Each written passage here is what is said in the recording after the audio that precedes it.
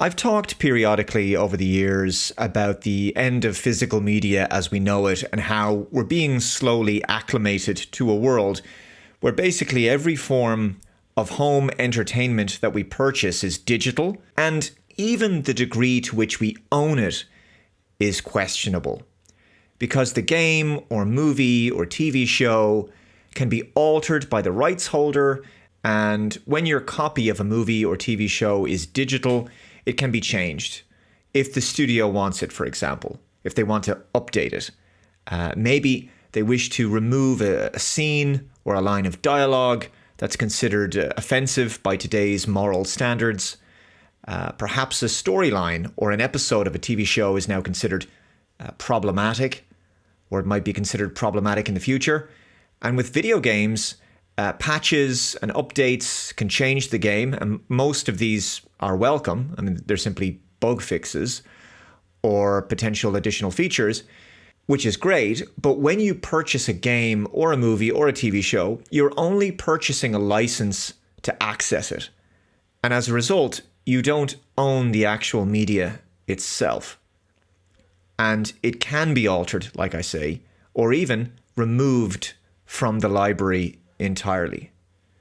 Now, look, I think that services like Spotify are great. It's incredibly convenient. But I'm under no illusions that songs or podcasts that I like can disappear at any time. The artist may want to remove them. And that's a big bugbear of mine. But if I had the actual MP3 file on my hard drive, I'm a lot more comfortable with that. Even though it's digital, I would still own it in that case. And I know it's stored on an offline backup drive that I control. Of course, the reason I'm talking about this, as you probably guessed, is because Sony recently announced that going forward, they're going to be ending physical media production for PlayStation, their PlayStation games console, as of 2028. So the loss of physical media is a hot topic at the moment, understandably so. A lot of people are very concerned about this.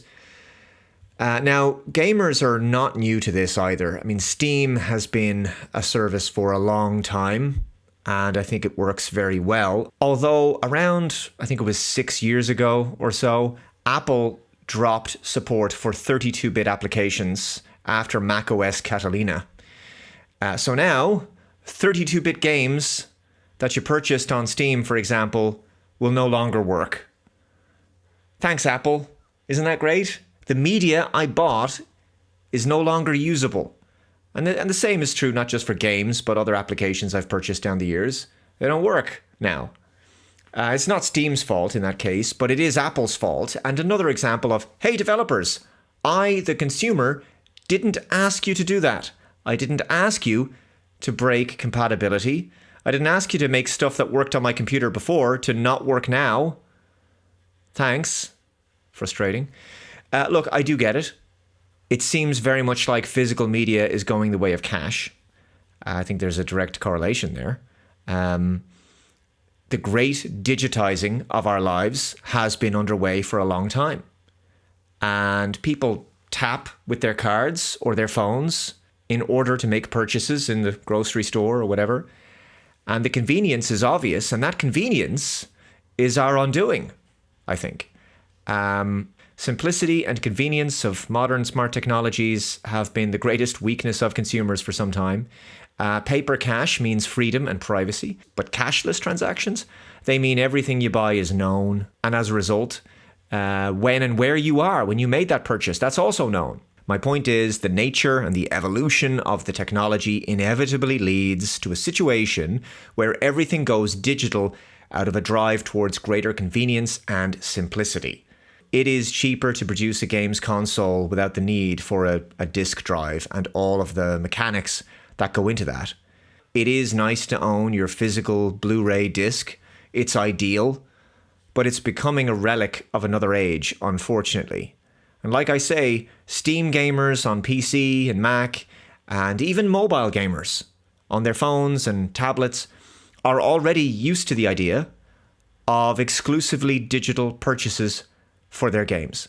And, I wouldn't even be against the idea of exclusive digital media if it meant that the game or movie or TV show was stored locally on my hard drive, entirely on my hard drive.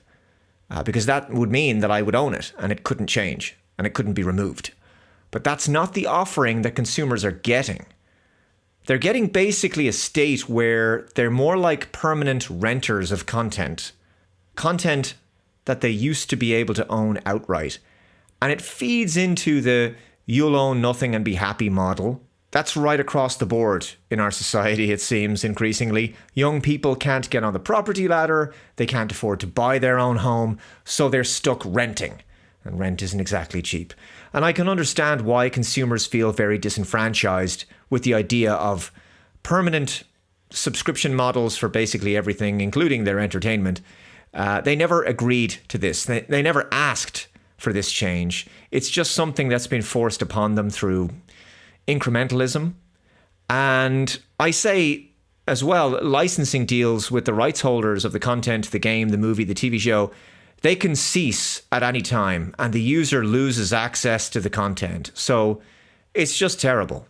It's really terrible. And of course, the distribution platforms and the developers love the recurring revenue model associated with the endless subscription model. One-time purchases are much less lucrative for them in the long run. But here's the thing. This situation will only last as long as consumers are willing to put up with it. At the end of the day, your money is your money, and you can choose what you want to do with it. Except, of course, if they bring in programmable central bank digital currencies. But let's assume for now that in the future, our money will still work the same way. I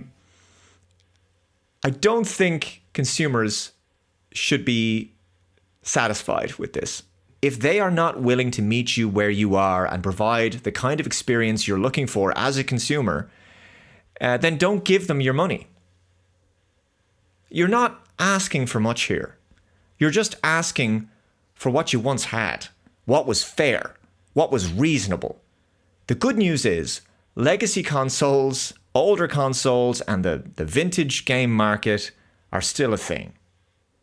It's a shame that some consumers will have to seek refuge in the past, but there you are. Ownership matters. Your private property matters. You should have the right to own the stuff that you buy. It seems ludicrous to even have to say that. It's pretty obvious.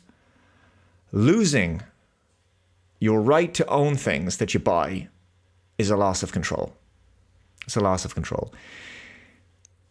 I'm sure this conversation is going to come up many times again in the future, so I will no doubt make more videos on this subject. Let me know your thoughts in the comments below. Thank you very much for watching. If you haven't already, please subscribe to Computing Forever. Take care. I shall see you in the next video. Bye-bye.